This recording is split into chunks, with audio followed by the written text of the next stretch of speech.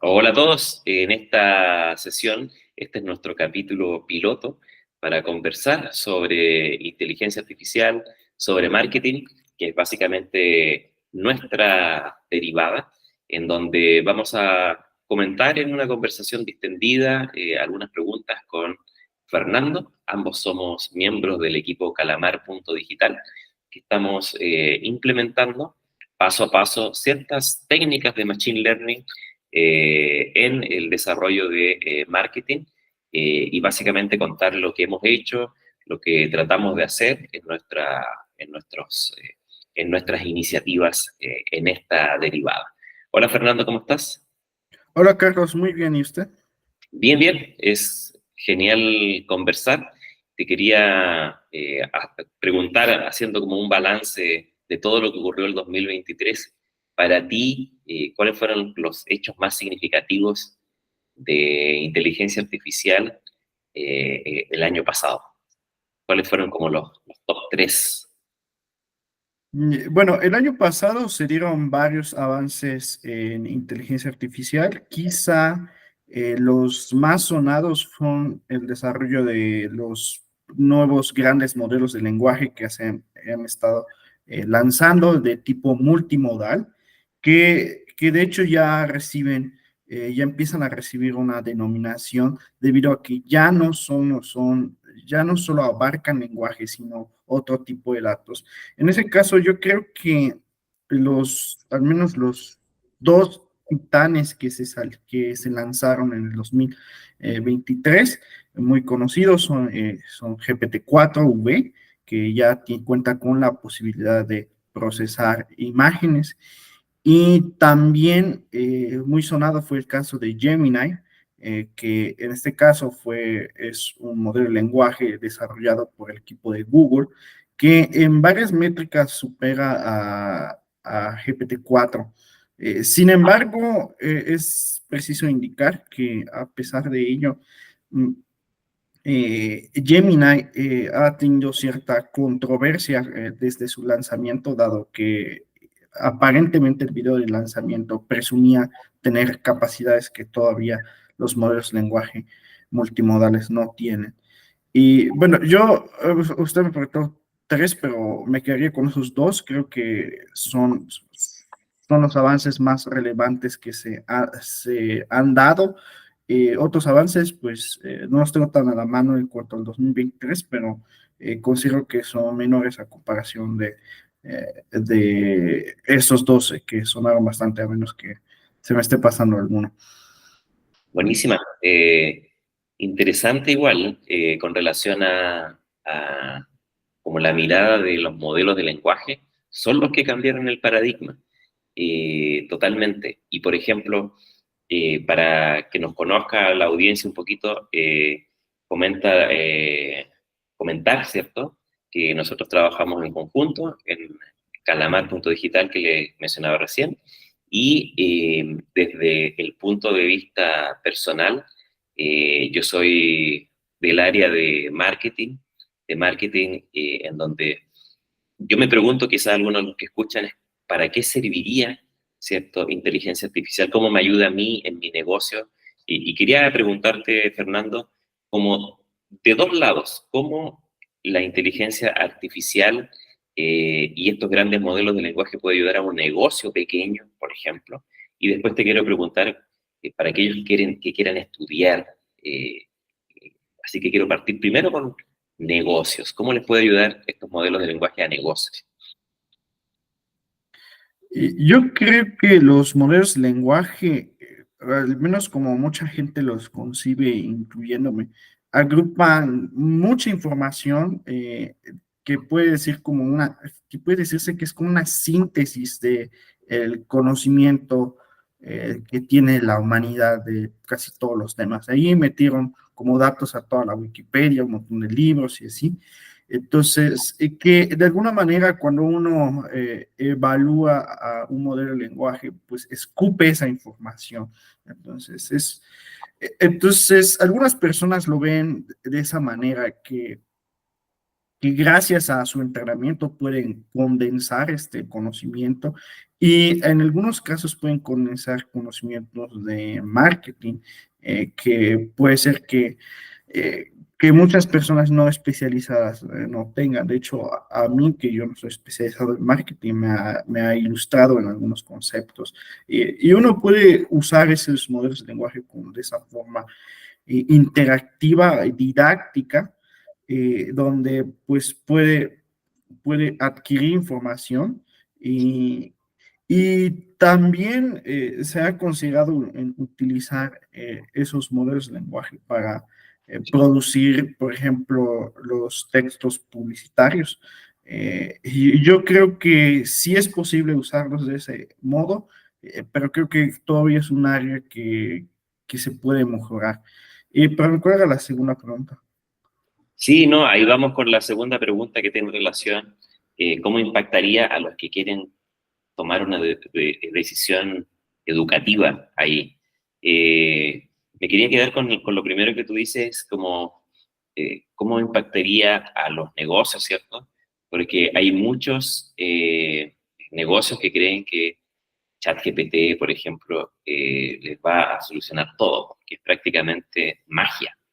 Y es un poquito, eh, por decirlo así, redundante escuchar en cada momento, sobre todo a la gente de marketing, al marketero tradicional, que no tiene una formación tan fuerte en data, ¿cierto? En datos, que comience a hablar de que, mira, inteligencia artificial lo va a cambiar todo.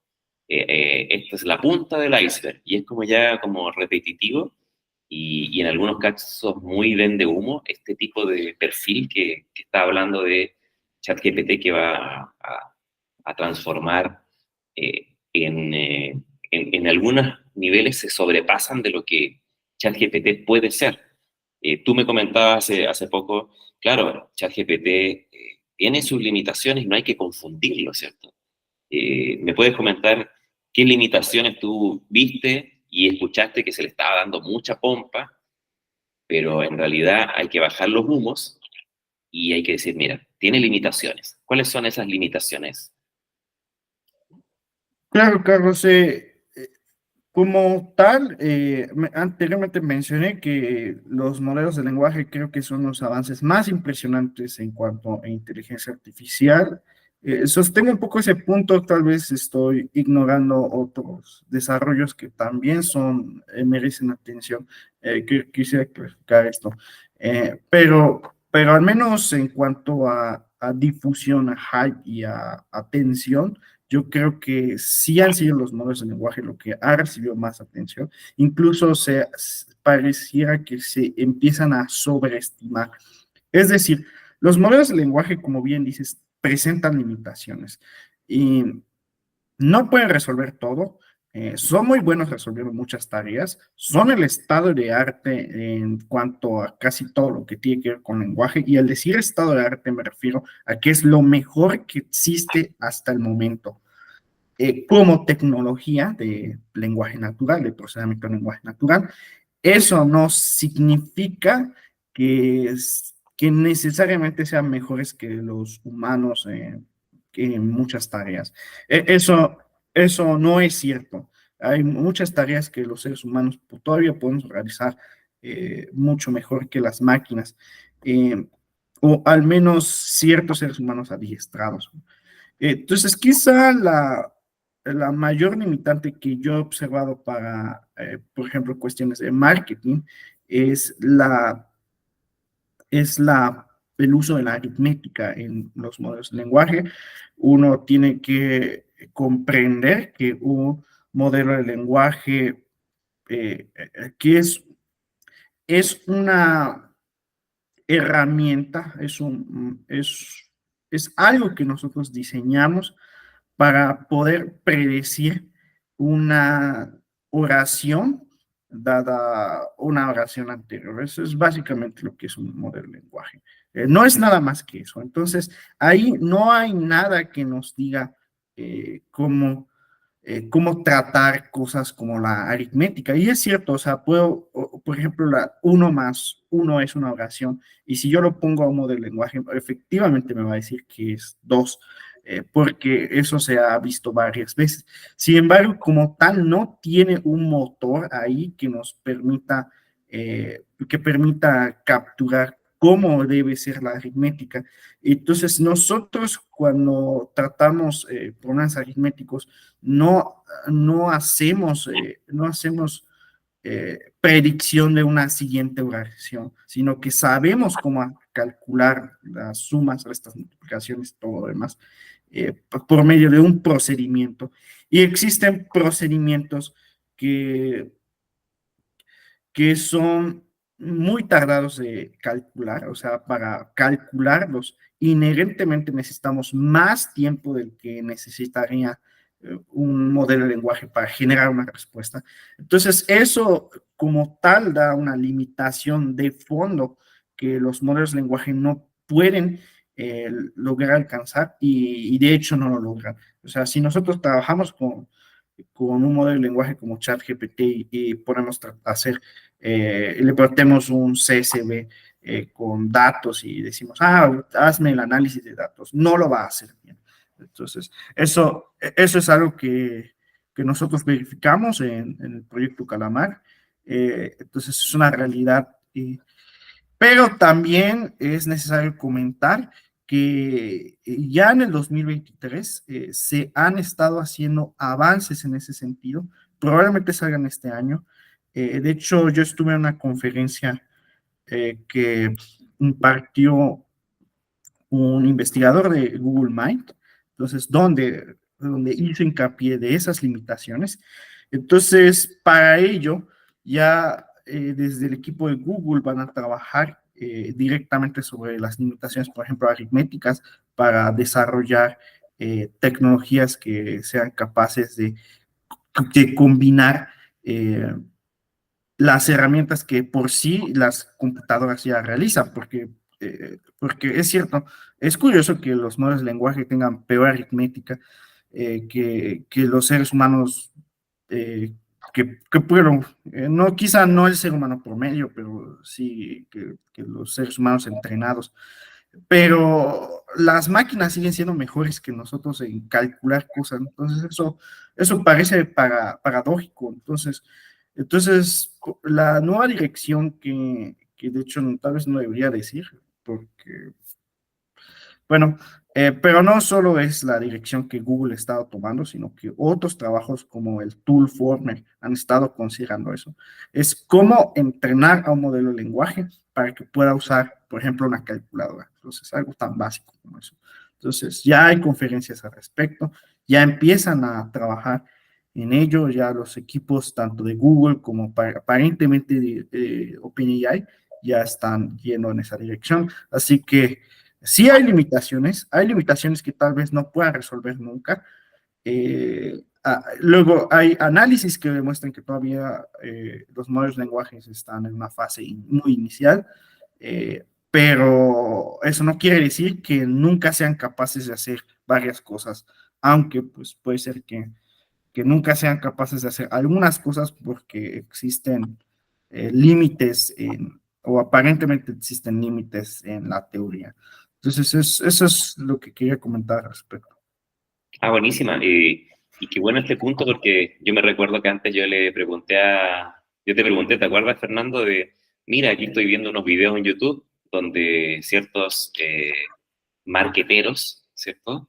Que venden cursos de marketing, dicen, mira, ocupemos ChatGPT para ingresar el CSV en el área de data análisis que tiene el mismo ChatGPT para que me diga todos los resultados digamos, justamente de la aritmética propia de una campaña de marketing digital. Y tú me decías, atención, ¿cierto? Acá hay límites y sería muy difícil que una agencia de marketing tradicional tenga un modelo de trabajo con datos, básicamente me refiero a trabajar un modelo de lenguaje con aritmética, es decir, estarían al mismo nivel de los nuevos avances de Google Minds, ¿cierto? Y tú me decías, mira, acá hay límites. Y quizás esos límites, me estoy preguntando, tienen relación con, hay algunos límites que van a ser por esencia. Eh, es decir, yo nunca, por el paradigma propio de un lenguaje natural, voy a educar a, a que sean mejor en aritmética, pregunto. Un modelo de lenguaje natural eh, va de alguna forma a aprender aritmética. Yo creo que como tal, al menos no lo van a hacer, es decir, como modelos de lenguaje no van a usar tan bien aritmética. Pero como le comentaba, el trending ahora es decir, bueno, tal vez no vas a usarlo bien. Entonces, no tenemos garantía de que lo vaya a hacer bien. Entonces, ¿qué podemos hacer? Bueno, pues podemos tomar una aproximación diferente. Vamos a enseñarle a ese modelo de lenguaje a usar herramientas, como una Claro, calculadora. Entonces exactamente. eso pues es más sencillo, o sea, es cuestión de pues entrenarla a la máquina para que pues presione botones o cosas así. En realidad no presiona botones, pero que utilice un motor externo, un cerebro externo simbólico que permita hacer eso. Entonces, esa es la dirección que yo creo que se va a tomar y creo que va a ser la definitiva, al menos para resolver este problema. Buenísima. Me hiciste acordar, no me recuerdo en qué libro de un científico chileno recordaba este hecho de que cuando comenzó el lenguaje, en paralelo comenzó a ocupar las herramientas. Comenzaron a crearse los primeros cuchillos, las primeras herramientas. ¿Por qué? Porque estaba de alguna forma asociado de que para crear herramientas tú necesitas tener lenguaje. Es decir, Ok, no pudo haberse creado un cuchillo o una herramienta más elaborada, en vez de tirar una piedra, por ejemplo, o pegarle un hueso o algo, sino ya herramientas un poquito más elaboradas y que confluyeron en ese momento el lenguaje y la creación de herramientas primitivas a la vez. Ahí me voy a acordar de quién remita a esta historia. Pero Suena una buena referencia. sí es interesante en el sentido de ver cómo las máquinas que tenemos ahora eh, son máquinas que están aprendiendo, ¿cierto? Que le estamos enseñando ciertas cosas, le enseñamos la Wikipedia o lo que tú dices, enseñarle ciertas cositas de digamos, de aritmética. Otra consulta que te iba a comentar, todo esto que se está hablando de este hype también, de que la inteligencia artificial tiene un futuro de alguna forma un poco oscuro, en donde la esclavitud humana puede ser una posibilidad. Me recuerdo que a Elon Musk le preguntaron a propósito de esto, y él dijo, no tienes que pensar el futuro como un camino lineal, sino como una posible probabilidad de que eventos de esta naturaleza sucedan. Y dijo, claro, acá hay una probabilidad que sí, quizás muy poquita, pero hay una probabilidad. ¿Tú qué crees de toda esta fantasía de ciencia ficción que se genera? ¿Es algo probable? ¿Qué tan probable? Bueno, que probable, pues puede ser que sí esté en el espectro de las probabilidades, pero yo creo que es muy bajo, pero a un nivel muy bajo. Y creo que hay otro tipo de consternaciones que son mucho más probables que ocurran y que están ocurriendo. Entonces, por ejemplo, en el caso de que uno tiene que entender que lo que le llaman inteligencias artificiales, que son, ¿verdad?, modelos, por ejemplo, de machine learning, ¿no? O digamos que redes neuronales artificiales, etcétera. todos esos son controlados por los seres humanos. Es cierto que cuando nosotros tomamos el paradigma de aprendizaje de máquina, pero ¿qué es el aprendizaje de máquina? Es un conjunto de técnicas que lo que buscan es enseñar a las máquinas cómo, cómo aprender más que enseñarles y con qué aprender y con los datos con los que va a aprender, en vez de decirles qué es lo que va a hacer, que sería un enfoque más simbólico que le llaman. Entonces, o sea, entonces, en ese sentido, no sabemos qué va a suceder, solamente les decimos, aquí están tus datos y de esta manera vas a aprender. Por eso es que cuando hay sesgos o cosas así que suceden en modelos de inteligencia artificial, modelos de aprendizaje de máquina, el programador no se tiene la culpa. Bueno, tal vez sí, porque pues realmente puede trabajar un poco para reducir esos sesgos dentro de los datos, por ejemplo. Entonces, pero directamente como tal, no es que el programador el diseñe que hagan, que actúen de esa forma, sino más bien le muestra los datos y con eso aprenden. Ahora, aprenden con lo que tienen control. Entonces, ¿y de qué tienen control las máquinas? Pues realmente no mucho. Por ejemplo, los modelos de lenguaje, pues lo que hacen es producir salidas con lo que nosotros les suministramos.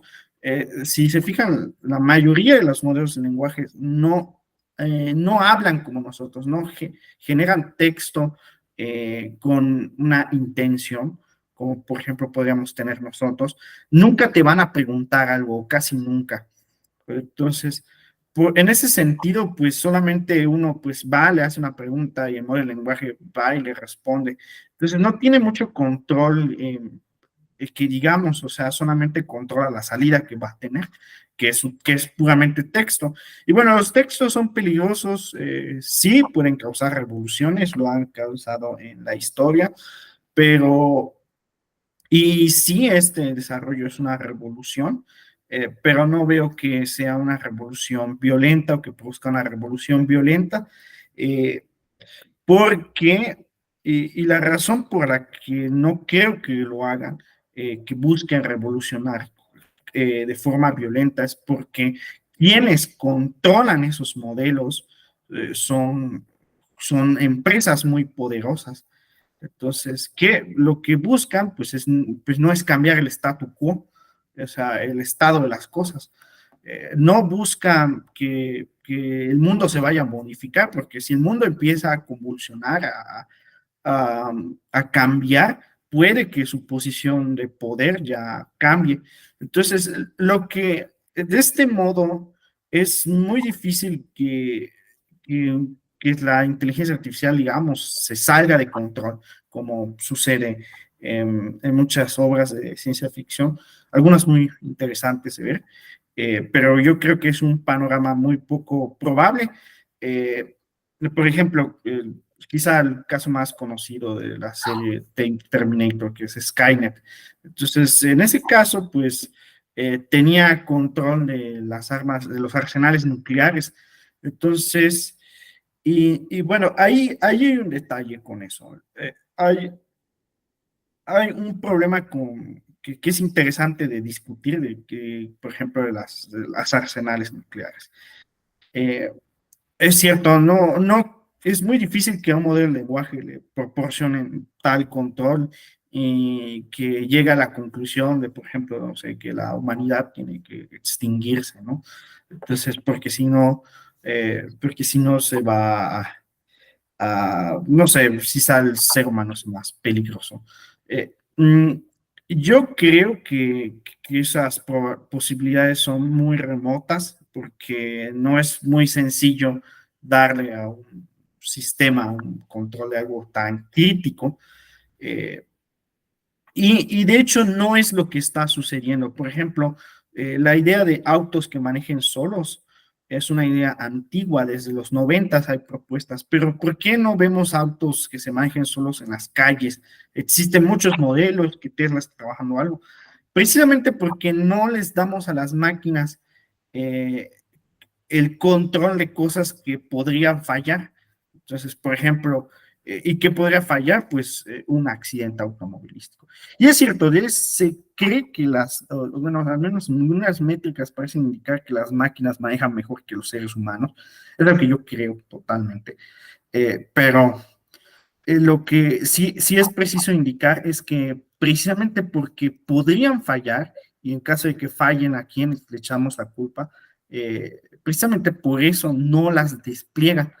Entonces, yo creo muy difícil que les den control en aspectos críticos donde podría llegar a haber un error.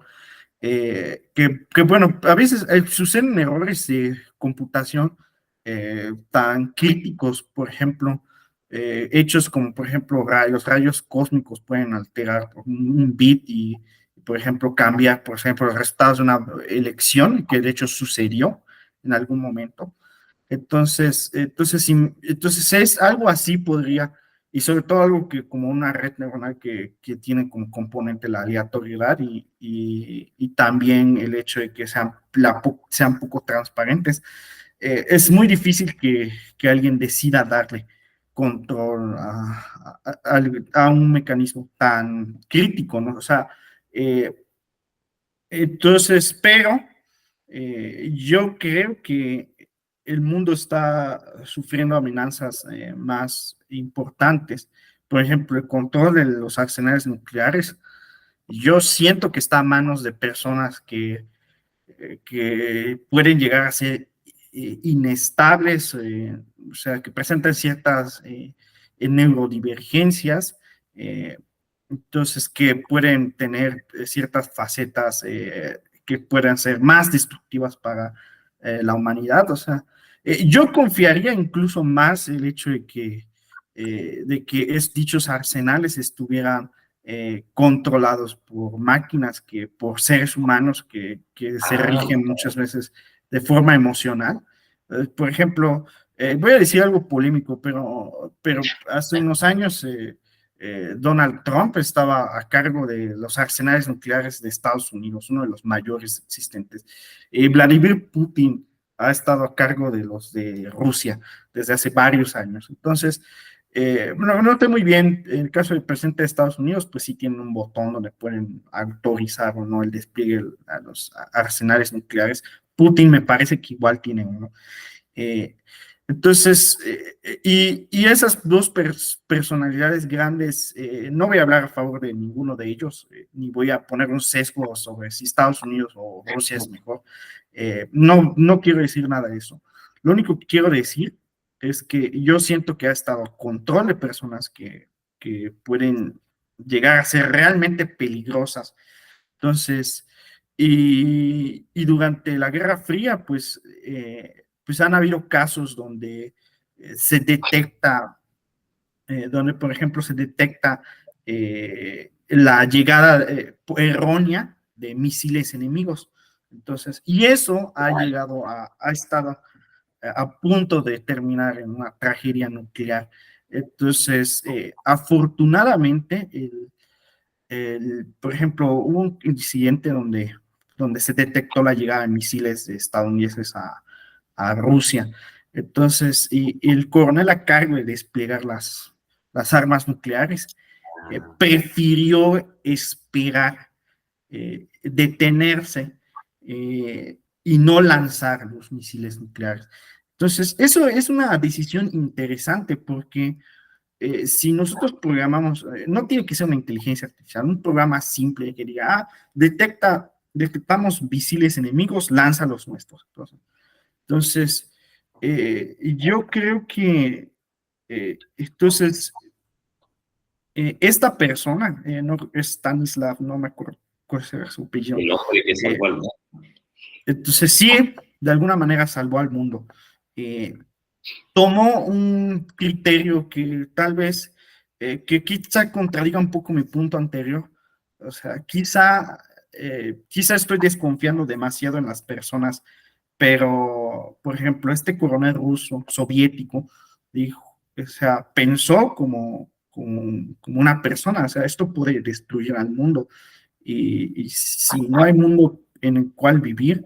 Entonces todo se pierde. Entonces, esto no es un juicio que quizás sea muy racional. Entonces, quizá un poco la irracionalidad humana eh, es lo que incluso ha podido salvar al mundo en esa ocasión. Entonces, yo creo que tal vez sí se pueda esperar un poco más de los seres humanos, pero como tal, yo pienso que la amenaza más seria que enfrenta, por ejemplo, la humanidad es que existan armas nucleares, no que existan máquinas con inteligencia artificial, a menos de que pase algo muy extraño, que es, que es muy difícil que suceda. Yo creo que es más peligroso el hecho de que haya armas nucleares, sea cual sea quien los controle. eh, También creo que hay otros fenómenos como el cambio climático que son todavía más preocupantes. O sea, puedo confiar que la humanidad no se piense destruir simultáneamente, pero a la vez parece ser más incontrolable el cambio climático. Todavía ayer me enteré que uno de los lagos más grandes del mundo, el cuarto mayor, está casi seco, que es el mar de Aral. Entonces, es una historia muy triste. Y así varios lagos, como el famoso lago de México, que pues alguna vez era bastante grande y, y actualmente solo quedan pequeños charquitos ahí, por ejemplo, en Xochimilco o ahí regados. Entonces, en resumen, yo no creo que vaya a suceder una catástrofe de ese estilo. Yo creo que sí hay otro tipo de catástrofes que sí es muy probable que sucedan y que están sucediendo. Y yo creo que la atención tiene que fijarse en eso. Interesante lo que has planteado. De hecho, se me vinieron a la cabeza hartas cosas. Salgo de inmediato dando el dato a propósito del libro que te comentaba. Es del profesor, ex profesor del MIT, César Hidalgo, un Ok, académico chileno, jovencito, muy joven, que se llama El triunfo de la información, la evolución del orden, los átomos a la economía. Y básicamente este profesor del MIT habla de lo que es la inteligencia colectiva. Ahí cierro paréntesis a propósito de lo que mencioné, esto de que van de la mano el lenguaje y la creación de herramientas, que son procesos cerebralmente que evolucionaron a la par. Me puse a pensar en lo que ok. tú dices. De hecho, tengo el libro y te lo voy a compartir. Creo que Sí, te puede... justo lo estaba buscando. Voy a buscarlo en una fuente. Como Amazon. La No, fuente. en una fuente rusa. Eh, Me acordé de cuando estabas hablando de- en Chile, cada verano, ahora es verano en Chile, se hace el Congreso del Futuro y dan premios Nobel de distintas herramientas, como de distintas disciplinas como ciencia, de biología, de química, inteligencia artificial, por supuesto, fue el gran protagonista, está siendo el gran protagonista este verano y habló ahí Martin Hilbert, que es un profesor de la Universidad de California, y él tiene como una perspectiva así como mucho más aforística para hablar, así como muy directa, que dice, mira, aquí ya estamos gobernados por la inteligencia artificial y hay que hacer, ya, no, ya es tarde la regulación de la inteligencia artificial.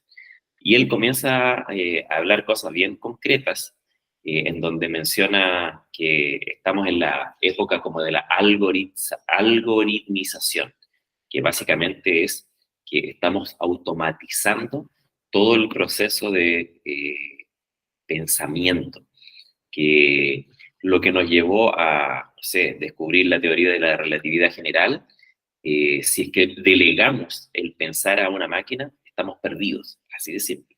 Porque las máquinas, hay ciertas cosas que, como la intuición, o sea, la intuición matemática, un modelo actual de inteligencia artificial no la tiene, no la tendría potencialmente, por lo menos en el corto plazo.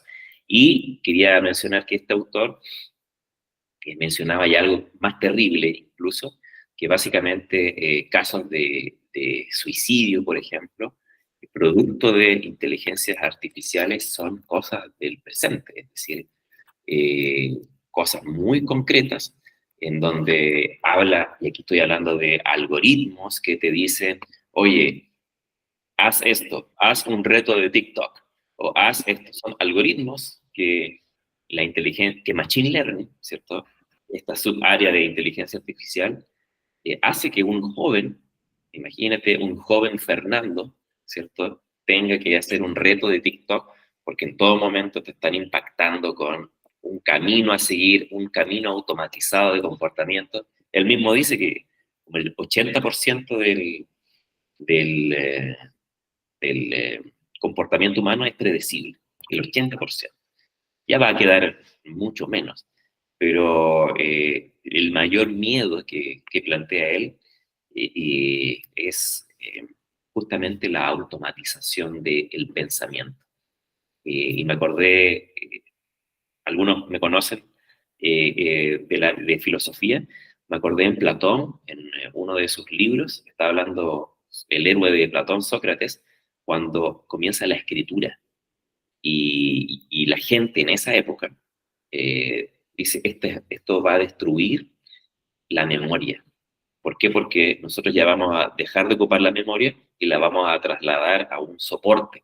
Entonces nuestra memoria ya no va a ser tal. Pero ahí estoy hablando de hace prácticamente unos 2500 años atrás y seguimos en pie. Quizás el delegar el pensamiento no sea algo tan terrible. Eh, ¿Tú crees? Y aquí con esto voy, y aquí estoy pensando como en una, de hecho, en un gran cliente que tenemos en Calamar, que es don Mario, que me dice, mira, yo tengo un hotel, pero necesito un cerebro ahí que controle todo. Ese es mi sueño, porque yo estoy cansado y el hotel a veces es muy estresante. Una inteligencia artificial fuerte, es decir, que controle varios elementos como un humano. ¿Es posible una inteligencia artificial fuerte de aquí a los próximos años? ¿O es imposible teóricamente? Ayúdame, Eh, Mario. bueno, referente a lo que decía, estaba buscando el libro, lo encontré en EPUB, no me gusta ese formato. Eh, pero bueno, referente a lo que mencionas, es cierto, hay otro tipo de consternaciones más puntuales, más reales de lo que produce el desarrollo de modelos de inteligencia artificial. Quizá lo que más se ha comentado, sobre todo el año pasado, es sobre de la automatización, es la pérdida de, por ejemplo, empleos. Entonces, y bueno, y esta pérdida parece o no parece estar eh, compensándose como con la creación de otros nuevos empleos. Entonces, esto me parece que no ha sucedido a gran escala, quizás solamente para ciertas áreas como el diseño, sí está sucediendo, pero bueno, es un área que de por sí ha estado como que, como que rezagada en cuanto al para el capitalismo. No entiendo por qué, si es un área altamente capitalista, eh, pero el caso es que, el caso es que yo considero que esas preocupaciones que uno podría decir menores son las más preocupantes, porque, porque sí están sucediendo y sí van a suceder. Pero bueno, ya un desarrollo así como una inteligencia artificial fuerte, no se sabe si es posible. No hay teoría al respecto. Y aclaremos qué significaría una inteligencia artificial fuerte, se me fue a aclararlo. Sí, eso es un detalle, que es un concepto que, pues, como todo concepto, pues depende de su definición, de quién lo defina. Eh, entonces, es un concepto realmente antiguo. Generalmente se refiere a la posibilidad que tiene o el que tiene un modelo, un programa para tener un desempeño que sea igual al humano, o sea, en el sentido de que de que todas nuestras capacidades que tenemos estén presentes en ese modelo. Entonces, básicamente es una forma de concebirlo. Otros hablan de que es aquel modelo que incluso tiene conciencia. Eso no lo podemos verificar de ninguna forma. Entonces, es una pregunta no verificable. Las otras por ejemplo, nuestras capacidades sí son medibles. Entonces, el hecho de que entonces eso de hablar de inteligencia artificial fuerte como algo que tenga las capacidades humanas, es decir, como un conjunto. Hay modelos que son mejores produciendo lenguaje que los seres humanos. Sí hay. Esos son los modelos de lenguaje. Hay modelos que son mejores, perdón, mejores contemplando, no contemplando, reconociendo patrones visuales y clasificándolos. Sí, eso es un poco más antiguo. Lo que no hay es algo que integre todo, no solo, no es, y con integrar todo no solo me refiero a imágenes y texto, sino también otro tipo de capacidades que los seres humanos cuentan. Entonces ese concepto se ha ido mutando a la inteligencia artificial general, que es una versión moderna de la inteligencia artificial fuerte, en el cual pues es una inteligencia capaz, bueno, es un modelo de inteligencia artificial capaz de realizar múltiples tareas y hacerlas también como un ser humano. Entonces es como la forma moderna y verificable de un eh, de, de la inteligencia artificial fuerte, porque ya el hecho de que tenga conciencia, eso son cualidades subjetivas que de ninguna forma podemos testear. Entonces, esto ya no es una pregunta científica. Lo demás, pues sí, podemos medir cuál es la capacidad promedio en todas las áreas que puede desempeñar el ser humano. Entonces, eso sí es medible. La inteligencia artificial general como tal, yo creo que sí es para una posibilidad. O sea, individualmente en muchas tareas nos han superado. Eh, entonces, en ese sentido y bajo esta definición que estoy proporcionando, yo creo que sí pueden hacerlo, hacer algo así. Yo creo que incluso puede haber algunas bases teóricas que indiquen su posibilidad. Entonces, no se ha alcanzado porque incluso cuando, es cierto, cuando los seres humanos son más, eh, pueden clasificar peor que imágenes que una red neuronal, por ejemplo. Es cierto, pero pueden aprender a hacerlo más rápido y más eficientemente que las, que las máquinas. Un humano. O sea, siempre hay algo en el que ganamos. O sea, por ejemplo, podemos aprender más rápido, con menos datos, con menos energía. O sea, a un ser humano pues puede estar aprendiendo en tiempo real, es algo que los modelos actuales no realizan o no suelen realizar. Entonces, muy pocos y los que lo hacen no funcionan tan bien. Entonces en algo estamos ganando. Y yo creo que sí es posible superarnos, pero, por ejemplo, al desarrollar modelos de lenguaje, lo han hecho a costa de quemar un montón de combustibles fósiles para entrenar a algo tan grande como ChatGPT, ¿no? Entonces el problema ahí es que siempre hay algo donde estemos venciendo. ¿Y por qué sucede? Pues se está tratando de explorar por qué, cómo hacer eso más óptimo, ¿no? Entonces, por ejemplo, el cerebro humano, pues así con una torta ya está al 100 y ya puede estar trabajando, ¿no? Entonces, no está la energía que necesitan esas GPUs ahí apiladas eh, en masa. Entonces, yo creo que sí es posible, pero todavía no. No se sabe cuándo, no se sabe si decir en 10 años, en 20 años, porque la humanidad ha fallado mucho en predecir el futuro de la ciencia. El futuro de la ciencia parece ser lo más impredecible que he visto que exista, eh, a excepción de cosas como los terremotos, ¿no? Entonces, porque luego la gente dice, no, es que esto no se va a lograr en 50 años y en 10 se logra, ¿no? Por ejemplo, lo de la creatividad computacional. Decía, no, esto es absolutamente imposible que lo logren hacer. Y sin embargo, pues ya tenemos modelos de generación de imágenes bastante buenos. Otras cosas, bueno, pero ahí cabe decir que es creatividad, ¿no? O sea, en algunos enfoques de creatividad todavía no hay creatividad computacional. Pero el punto es que sería muy aventurado de mi parte, muy arriesgado y muy poco prudente decir, no, es que esto va a suceder en 10, 20 años, 30 años. Hay cosas que, como la inteligencia artificial, que han estado avanzando a un ritmo más acelerado del que se pensaba.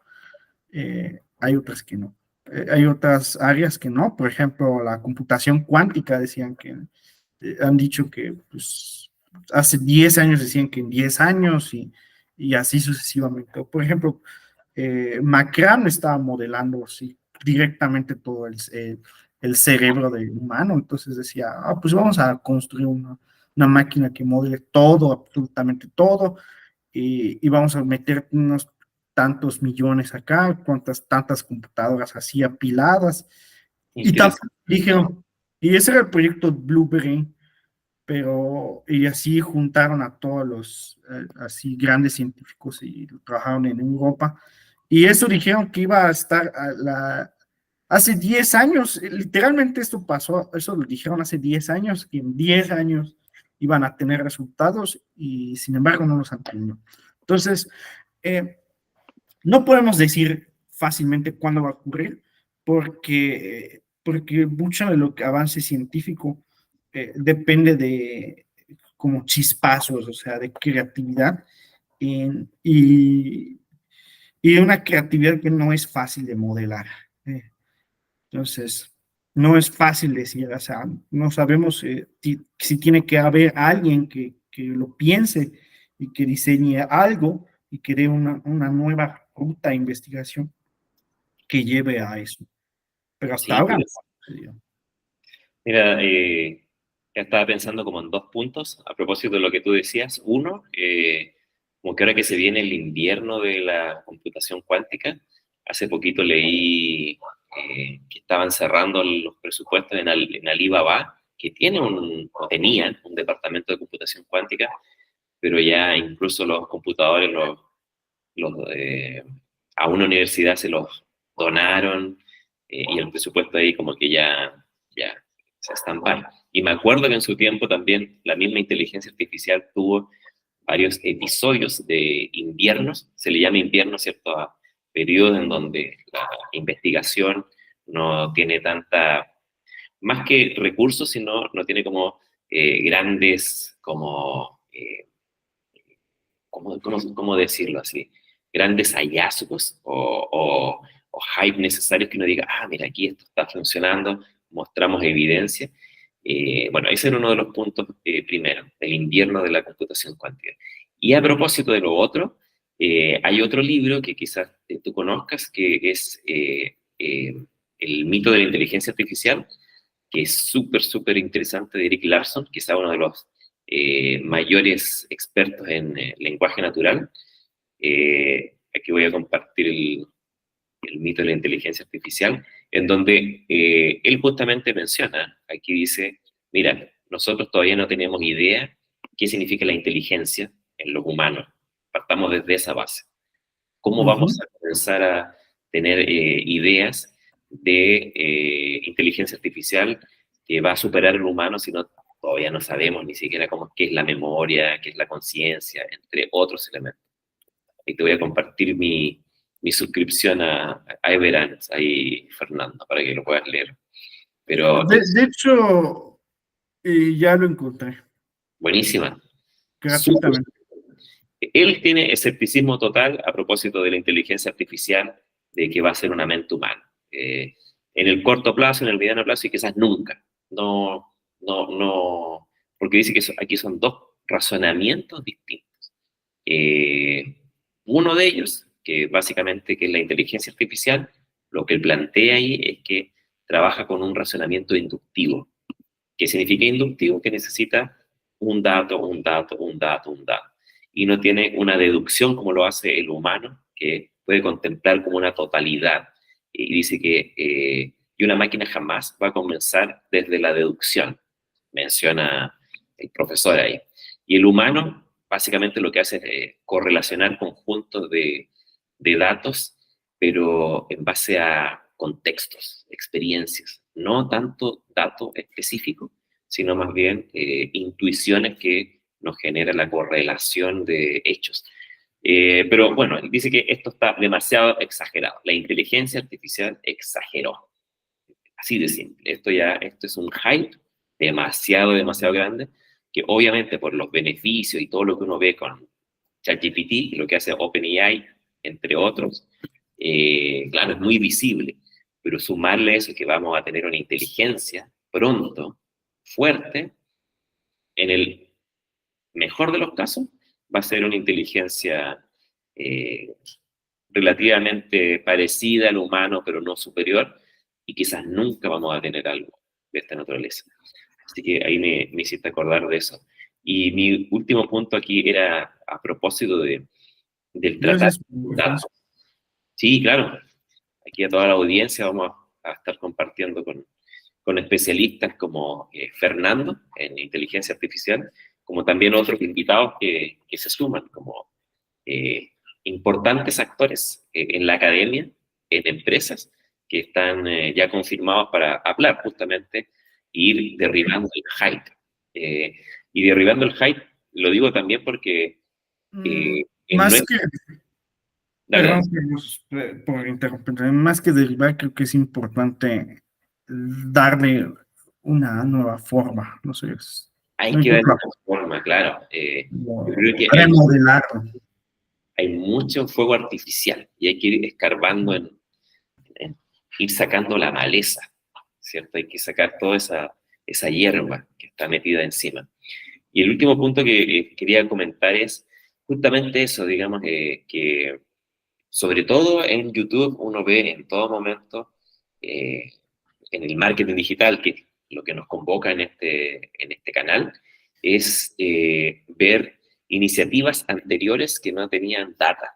Por ejemplo, nosotros decíamos medio en broma, medio en serio, que el marketing es demasiado importante para dejárselo a una agencia de marketing digital, aludiendo y un poquito tomando una frase que se hablaba de la física, que la física era demasiado importante para dejárselo a los físicos, decían los matemáticos que tienen su ego muy arriba, ¿cierto, Fernando? Y básicamente esa misma lógica y quizás motivación en base a procesos lógicos y data, la estamos implementando y queremos implementar porque somos muy jóvenes en lo que hacemos con Fernando, queremos implementarlo en los procesos. Es decir, ya no solamente guiarse por intuiciones de que, mira, quiero que un negocio que venda miel, ¿cierto?, crezca, sino que Ujú. ir basándose en datos, como los datos van transformando conceptos que para el marketero era muy conocido como el customer persona, que era como, tener una previa visualización de cómo va a ser el cliente, olvidarse de eso, ya murió el customer persona, sino por el data persona. Cómo los datos me van construyendo potenciales clientes, ¿cierto? Potenciales personas, entre comillas, para uno ejercitar la misión del negocio o del establecimiento o del proyecto que se tenga, es decir, y motivado por datos.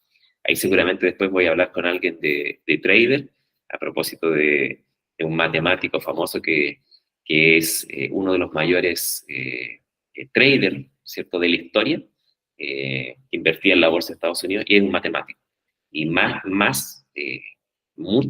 con mejores performance que Warren Buffett, pero la diferencia es que él comenzó más tarde, porque él tuvo una vida académica intensa al inicio y muy tarde después comenzó, pero es el de mayor crecimiento de la historia.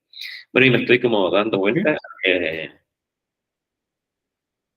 Fernando, dale nomás.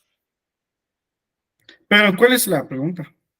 A eso voy yo. Y la pregunta es, ¿por qué nuestras iniciativas tienen que estar basadas en datos y no solamente en decir, ah, yo voy a hacer esto? ¿Por qué? ¿Cómo le explico, cierto, a la señora Juanita que tiene un negocio en Chile o en México que la data es el petróleo, es el oro del siglo XXI, del siglo XXII? ¿Cómo le podemos hacer entender justamente que hay que sumarse a esta ola o a esta conciencia de trabajar con datos? ¿Cómo se Bueno, explica eso? los, creo que al principio me parecía la dirección de la pregunta acerca de por qué datos y no otra manera. La respuesta es que sí hay otra manera. Entonces, aquella discusión antigua de empirismo contra racionalismo se manifiesta todavía en estos terrenos de inteligencia artificial y de matemáticas. Y bueno, un pequeño spoiler, los empiristas vienen ganando y han empezado a ganar de maneras muy notables. Entonces desde los orígenes de la filosofía occidental, esa discusión es bastante amplia. Me parece que sí, bueno, tú tienes más conocimiento en ello, me parece que ya desde las discusiones platónicas y aristotélicas estaba presente ese debate, y la famosa, pero bueno, el empirismo geográficamente se relaciona mucho con el Imperio Británico, con Inglaterra, las Islas Británicas, entonces donde pues los grandes empiristas John Locke y David Hume trabajaron. Eh, entonces, y, y, bueno, John Locke es quien propone el concepto de la tabula rasa como el modelo que tiene de la mente humana. Entonces, esta discusión de empiristas contra los racionalistas, que quizá fueron un poco más antiguos como tal, que bueno, se suele hablar mucho de Descartes como una personalidad de este movimiento. Entonces, pero en lenguaje, por ejemplo, existen también racionalistas o más bien innatistas o bueno, ya quizá el empirismo se ha empezado a mostrar como que una corriente aparentemente única que ha estado en conflicto con otras posturas epistemológicas, como quizá el innatismo, que no sé hasta qué punto puede considerarse como un racionalismo. Pero bueno, entonces es el empirismo contra lo no empirismo. Entonces, ¿Cómo explicaríamos como el empirismo a un dueño de un negocio eh, en términos simples? ¿Qué sería el empirismo para que lo haga la diferencia? ok, ok, perdón, estoy hablando de términos muy abstractos. Eh, es cierto, entonces, pero bueno, antes de aterrizar quería hablar de eso. Empirismo, pues básicamente es la idea que dice John Locke, entonces es de que de que el conocimiento lo adquirimos exclusivamente por la experiencia. Es decir, nuestra mente inicia con una tabla rasa, entonces, donde con nuestra experiencia vamos a ir anotando cosas. Entonces, el racionalismo o las otras corrientes, innatismo, por ejemplo, proponen que ese conocimiento ya está. Entonces, algunas posturas más radicales, como por ejemplo las racionalistas iniciales, decían, no, es que todo ya lo sabemos, solo tenemos que ir descubriendo. Que bueno, entonces eso de irlo descubriendo me parece una postura de alguna forma empirista, pero bueno, el caso es que los innatistas, quizá es una de las corrientes últimas que han estado en contienda con el empirismo. Los innatistas hablan de que, de que la capacidad de aprender en realidad viene dada de nacimiento. Es decir, que no podemos aprender si nuestro cerebro no estuviera diseñado, bueno, eso es, optimizado, no quiero hablar de diseñado porque eso puede sonar un poco creacionista, no estuviera optimizado para aprender. Entonces, para algunos filósofos del lenguaje, como Noam Chomsky dice que la capacidad de aprender lenguas es innata, entonces ya hay, o sea, de acuerdo con Chomsky, hay como que circuitos en el cerebro que permiten, posibilitan la adquisición del lenguaje. Entonces, no podríamos meter datos meter datos y pretender que el sistema aprenda el lenguaje. Pero aparentemente el gran error de Chomsky se ha ido verificando con los modelos de lenguaje. Entonces, bueno, Chomsky sigue con vida y sí le tocó ver el desarrollo de los modelos de lenguaje y ha estado hablando mal de ellos.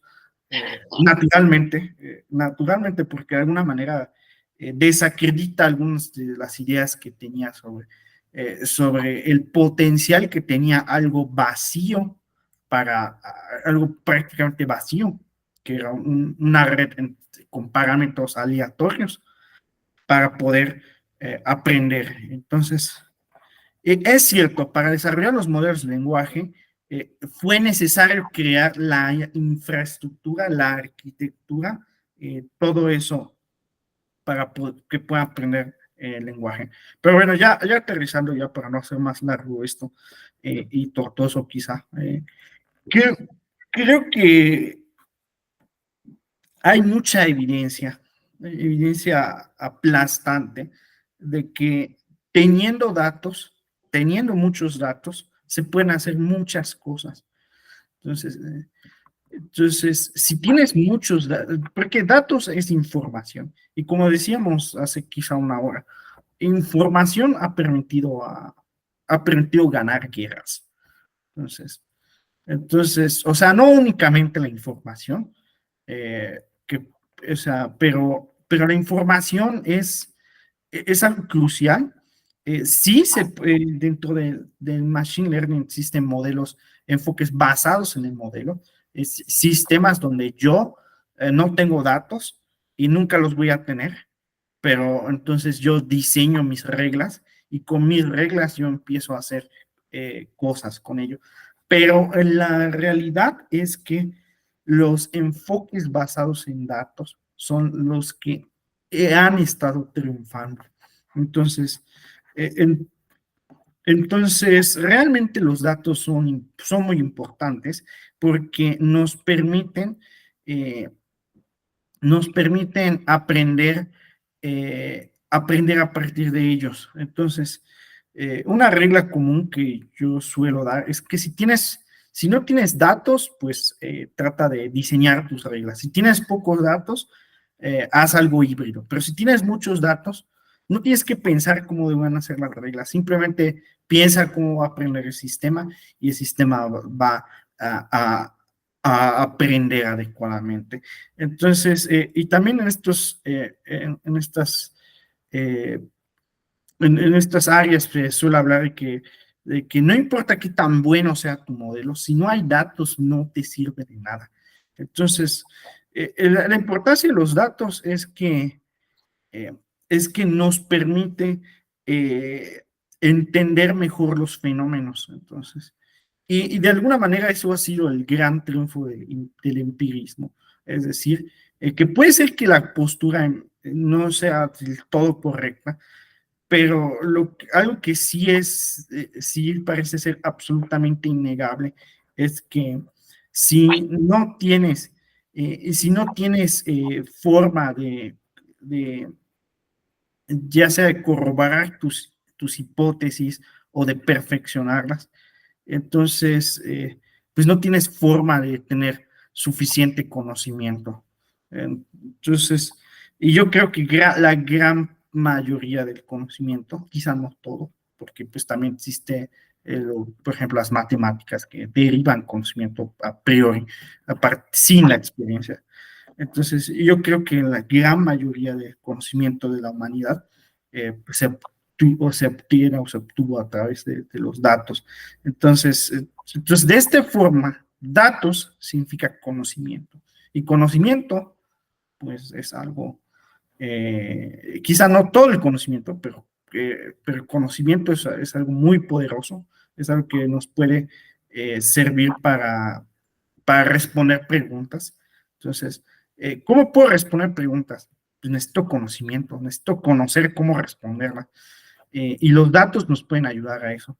¿Y qué preguntas pueden ser? Pues puede ser algo tan trivial como ¿cómo puedo, no sé, cómo puedo ganar dinero? Entonces, ¿cómo puedo hacer que lo que estoy haciendo genere más, ¿no? Esas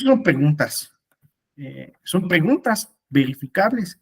Entonces, y para responder esas preguntas, pues necesitas conocimiento. Y para tener este conocimiento necesitas datos.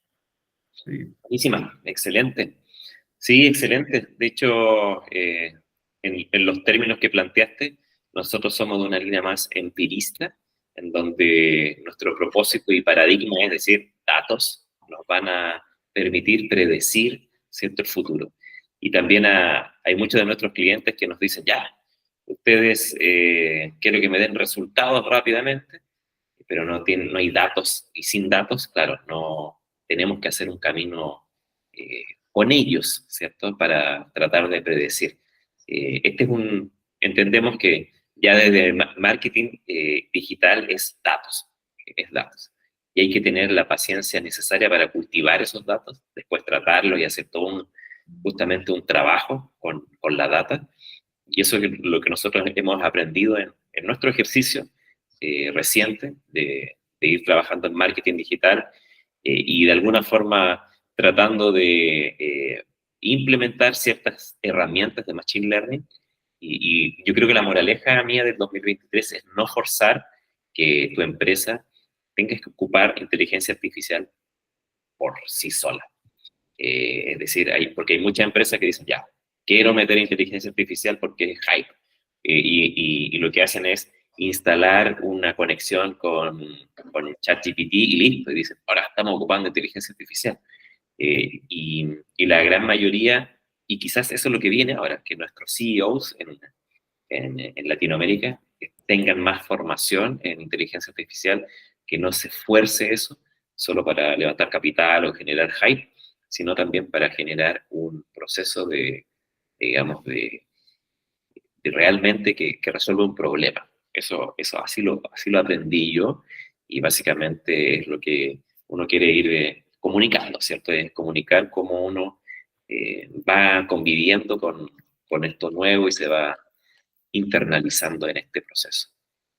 Bien, eso, por supuesto, vamos a seguir conversando. Quiero darle muchas gracias a Fernando, ¿cierto? Uno de nuestros cofundadores en Calamar, que está trabajando en conjunto con nosotros, con el equipo, y básicamente vamos a seguir teniendo más entrevistas. Y eso, ¿a quién te gustaría que entrevistáramos, Fernando, en este canal, en este podcast?